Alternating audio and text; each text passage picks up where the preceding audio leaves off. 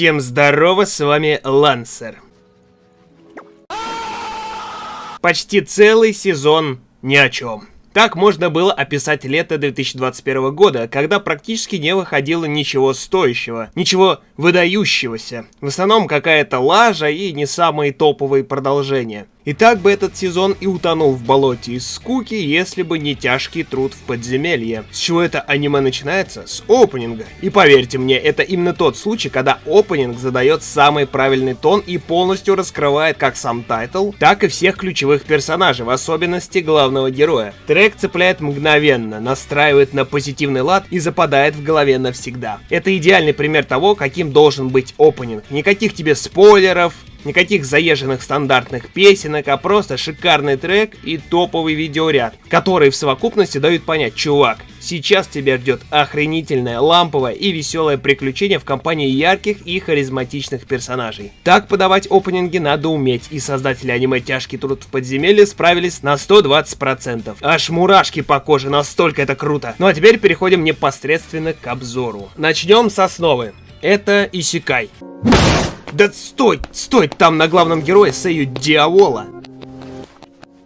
Вот так-то лучше. Не стоит сразу воротить нос от одного лишь жанра. Хоть он и является основой произведения, это не его фишка. Все не вертится на том факте, что главный герой, Кинзи Нинамия, будучи успешным предпринимателем, построил целый бизнес на недвижимости и, решив наконец посвятить всю оставшуюся жизнь безделью и лени, магическим образом засасывается в фэнтези-мир. Но только он не становится избранным героем, который должен остановить древнее зло и спасти всех жителей этой планеты. Он идет пахать в шахту, как самый обычный работник, вместе с такими же нормизами, хоть и выглядящими как монстры. И прямо с первых же минут вас ждет довольно приятная и легкая комедия, которую будет тащить именно главный герой. Один из лучших, что вы в этих японских мультиках видели за все время. Харизматичный, умный, альфа-самцовый лидер, который будет идти к своей заветной мечте напролом даже в чужом мире. Который, кстати, не совсем привычный. То есть, да, это фэнтези, но уже с технологиями. По сути, такой же обычный мир, как наш с вами, но с кучей разных рас и магии. Держится тут все на подземельях, которые должны зачищать искатели приключений. А на этажах без монстров работяги своими кирками добывают полезные ископаемые — камни маны. Но Нинамия уже проходил путь от лузера до короля бизнеса, потому вечно быть рабочим низшего уровня не в его приоритете. И он ищет способы зарабатывать больше. Ему повезло найти тайный ход на более низкий уровень подземелья. Он заручается поддержкой наивного простачка в лице ящеролюда Ванибе, и они вместе начинают перевыполнять норму на 1000%, добывая и сдавая наиболее ценные кристаллы. Не без неприятностей на пути, конечно же. Где-то в этом подземелье обитают древние демоны, одного из которых Нинамия вербует в свою команду, взамен обещая тонну еды. И вот у нас уже полноценное трио с имбовой лолей в союзниках. Примерно так и выглядит завязка сериала. В первую очередь он, конечно же, будет цеплять юмором, хоть и довольно слабеньким, ведь он не настолько гиперболизирован, как в каком-нибудь необъятном океане или буднях старшеклассников, однако, возможно, именно вам удастся словить тут свой хохотач. А второй крутой фишкой станет непредсказуемость в повествовании. Имея за плечами сотни тайтлов, кажется, что все ходы уже наизусть знаешь, но это анимеха может удивлять своими неожиданными поворотами сюжета. Вот вроде мы исекай смотрим, а потом бац, начинаются путешествия во времени, мир уничтожается, вокруг постапокалипсис, а главный герой становится злодеем, который плюет на свою якобы избранность, о которой ему потом говорят, и за которой его в принципе сюда и призвали. Да, этим Нинамия и выделяется среди прочего геройского мусора и толпы аяшей. Он не положительный и не отрицательный персонаж, он просто чувак, который хочет заработать столько, чтобы ему никогда больше не приходилось работать. Ну то есть мечта любого человека. Он будет помогать хорошим и бороться с плохими, чтобы потом бороться с хорошими, и все ради собственной выгоды. Однако это не мешает Нинамии развиваться как персонажу, естественно, в более положительную сторону, чтобы потом снова всех предать и заполучить желаемое. Абсолютно непредсказуемый персонаж, который просто светится от своей харизмы. Как многие заметили, это будто Камину из Гуррен Лагана закинули в исекай.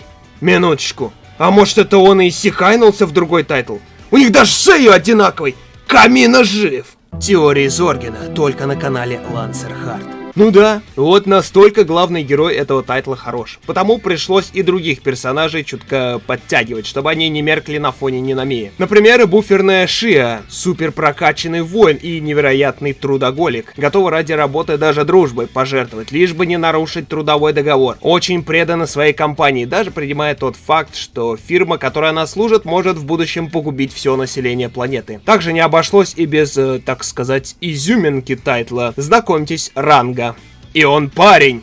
Волшебный парень. Но мало кто об этом знает. Ну, в принципе, задумывался о подвохе. А вот Нинамия взял и проверил. Самым надежным способом. Так держать, прямо по стопам Акабе. Ну а в качестве главного злодея будет выступать прекрасная Веруха. Главный представитель и директор горнодобывающего конгломерата Райзах. Считает, что рабочие должны пахать без отдыха ради блага компании. Эксплуатирует своих же сотрудников. Но за такие бубы можно и простить ее. Можно ведь? Ну окей, я тут много распинался о плюсах данного тайтла, но и без плохих моментов не обошлось, к сожалению. Первое и самое главное замечание — экспозиция. Персонажи постоянно проговаривают то, о чем в принципе говорить не нужно, включая и самое бесячее, как вы уже знаете. То есть, оба участника диалога в курсе того, что они друг другу объясняют, но надо как-то посвятить в это зрителя, потому вытекают такие сцены типа... 二宮君なんでこんなことやってるの？それはこの施設を作るときに説明しただろう。そうだっけ？たく、いいか？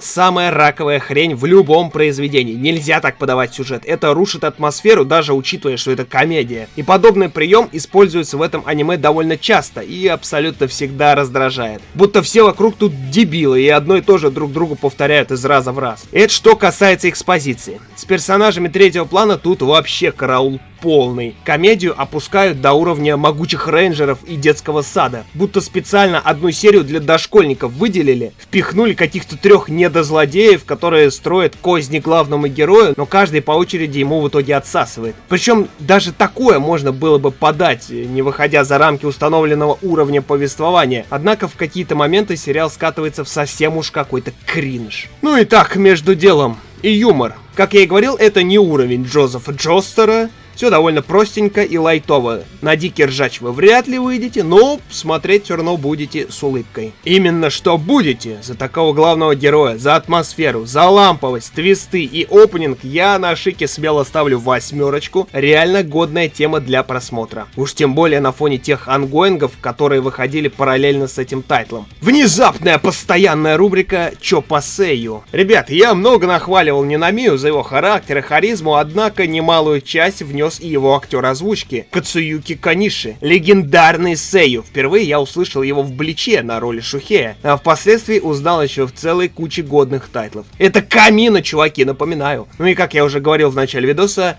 Дьявола собственной персоной.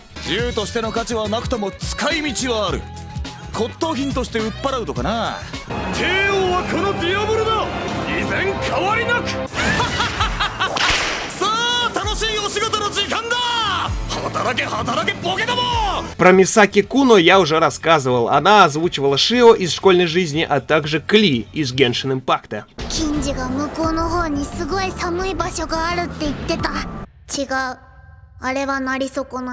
Голос Ваниба я узнал почти сразу, что неудивительно, ведь крик раздражающего Зеницу никак не вылезет из головы. Хиро Шимона также отметился в Титанах на роли Кони и Даби из Академки.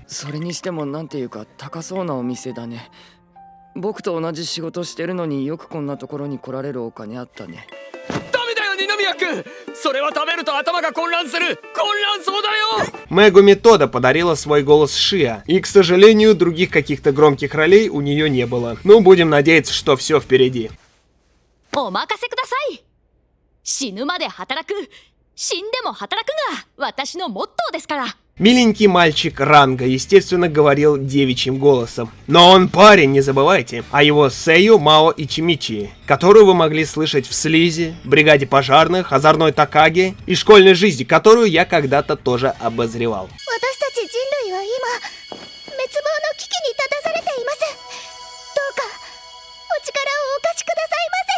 Веруза Шубах говорит голосом Сатоми Сато, у которой довольно приличный список ролей. Из знаковых я бы отметил Кэйон и Ну и в принципе все. 一度でいいので睡眠時間を削り食事の時間を削り成果を出してみてください Ватару Такаги тоже играл ящера, но в другом аниме. Здесь у него роль попроще, местный вахтер-гоблин. Ну а у актера за плечами уже такие роли, как Анидзука, Акуясу и, конечно же, Ганзю из Блича. 本気も何もお前らが地下3階なんかで結果出してっから上に目をつけられたんだろう Кстати, в этом аниме есть говорящие муравьи. Одного из главных озвучил знаменитый Йосицуцу Мацуока. Тоже приятный моему уху голос. Бетельгейзе, Сора, Сома, Сяо, Футаро, Кирита, ну и, конечно же, мистер Кабанчик Иноске. 大半の仲間が地に帰りましたが残った我々は魔王様の加護もあり私たちアリ族は二宮さんに会って正しい労働には正しい対価が与えられるものだと教わりました Кстати, заметили? Зеницу и Кабан есть, не хватает только Танжера. Однако Сатоми Сата озвучила его детскую версию. Ну все, мы собрали весь клинок в подземелье. Это ли не праздник, господа? На самом деле список Сэй там довольно большой. Тот же Синитира Мики, который у Урахара из Блича, тоже тут поучаствовал. Но мы разбираем только основу. На всех времени не хватит. Ролик и так получился намного больше, чем я планировал. Но надеюсь, вам он понравился, ведь это был самый лучший обзор аниме «Тяжкий труд в подземелье»